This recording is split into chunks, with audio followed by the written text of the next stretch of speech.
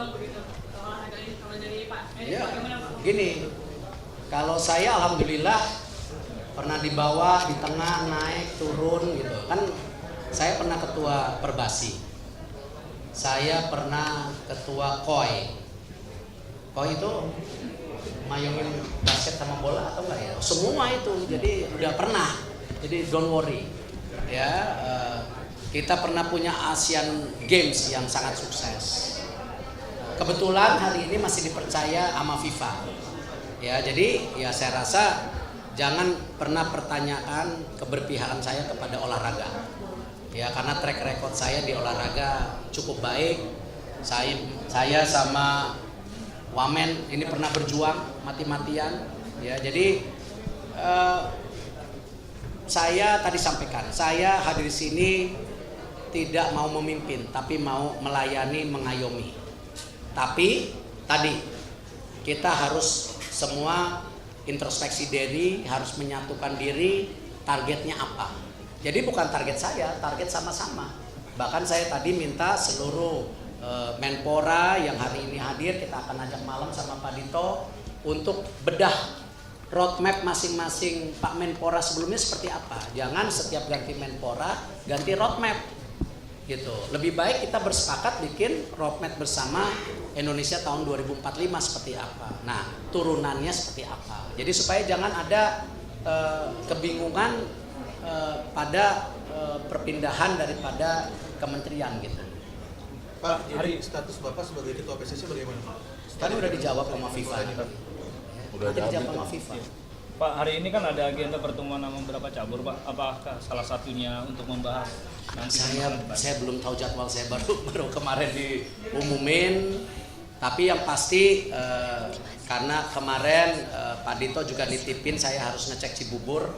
Saya akan ke Cibubur Pak Dito besok untuk memastikan ini program kerja Pak Dito yang sudah berjalan, ya kita harus bisa pastikan lebih baik lagi gitu. Pak Erik, kalau misalnya FIFA masih tetap menentukan Pak Erik sebagai ketua PSSI, Pak, kan orang banyak anggap Pak ada konflik kepentingan dan segala macam kekhawatiran itu, gimana Pak Erik menjawab hal itu? Saya pernah di NOC dulu, apakah saya waktu itu memimpin pernah ada perjudis di antara cabur? Enggak. Pasti semua Menpora, Pak Wamen juga sama, pasti target oriented. Dan tadi di pidato saya bilang kita waktunya introspeksi diri, konsolidasi, bukan cari perbedaan dan salah-salah. Karena tugas yang diemban sangat berat. Jadi nggak masalah nih Pak? Nggak tahu, saya cuma tadi malam ada statement resmi dari Presiden Gianni. Jam berapa tadi malam saya diinfo? Jam 1 atau jam 2? Di sosmed ya. Pak, apakah itu jadi sinyal persetujuan Saya nggak Presiden tahu, Gianni, Pak? saya nggak mau terlalu dini. Saya Karena masing-masing International Federation itu ada polisinya. Jadi saya nggak mau, dan mesti teman-teman ingat bahwa kita punya wilayah teritorial kementerian, tapi International Federation punya wilayah teritorial. Nah, cuman yang penting bagaimana internasional harus ngerti Indonesia, Indonesia juga harus ngerti internasional. Itu yang selama ini kita berhasil selaraskan. Pak, kalau dulu zamannya Pak Zainuddin kan kebalik tuh Pak, dari Menpora mundur karena jadi wakil ketua PSSI. Ini sekarang posisinya Pak Erik kebalik nih Pak. Jadi gimana tuh Pak Erik? Ya, Kalau misalnya tadi kan juga, saya bilang bahwa hidup itu ya begitu. Saya juga nggak pernah terpikir jadi ketua NOC. Ya, saya nggak pernah kepikir juga jadi ketua sepak bola, apalagi jadi Menpora hari ini. Ketika saya diminta waktu itu setelah peristiwa Kanjuruhan, ya kesepakatan pemerintah dan FIFA, waktu itu saya juga masih Menteri BUMN. Jadi saya nggak bisa komen sesuatu yang teman-teman pikirkan itu berbeda. Tapi kita harus sepakat dengan black and white-nya. Kalau kita selalu mengembangkan persepsi yang berbeda, sama apa yang disampaikan Pak Dito ke saya, mungkin saya bilang bahwa persepsi saya berbeda Pak Dito. Tetapi kan Pak Dito bilang, Pak ini ada SEA Games, ada ini, ya harus kita samakan gitu. jadi jalan terus ya Pak ya? Saya nggak bisa bilang gitu, nanti tergantung suratnya gitu. Pak, selain olahraga kan ada pemuda tuh Pak. Bagaimana Bapak bisa melanjutkan pemudaan? Karena background sendiri Bapak lebih ke olahraga. Ya, saya harus banyak belajar dengan semua menteri terdahulu. Ya, saya kalau dibilang pemuda, dibilang katam enggak, tapi saya juga pernah muda kan. Yang muda belum satu ya, Pak. Untuk pencegahan atlet yang mengikuti event yang biaya sendiri itu seperti apa, Pak?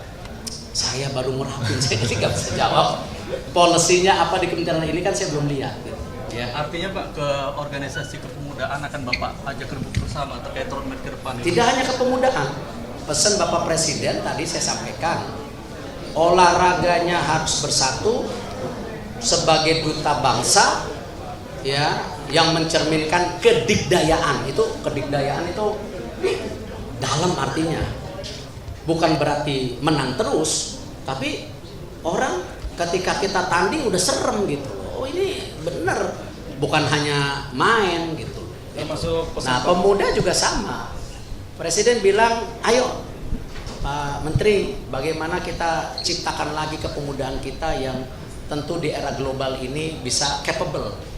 Makanya saya bilang tadi di pidato saya, ayo kita bangun lagi pemuda yang cinta atau berani punya mimpi, berani maju, berani cinta kepada negerinya. Nah konteks itu lebar, makanya nanti harus diturunkan dengan detail program yang saya akan rajut di tempat Pak Dito dan atau sebelumnya, karena biar kita juga mengayomi seluruh tadi para senior yang hadir, karena beliau juga senior-senior itu cukup pakar. Ya pasti beliau itu kepilih jadi Menpora bukan karena asal kepilih gitu. Ya, jadi ini yang kita coba. Bagaimana konsen Pak Erik soal atlet disabilitas?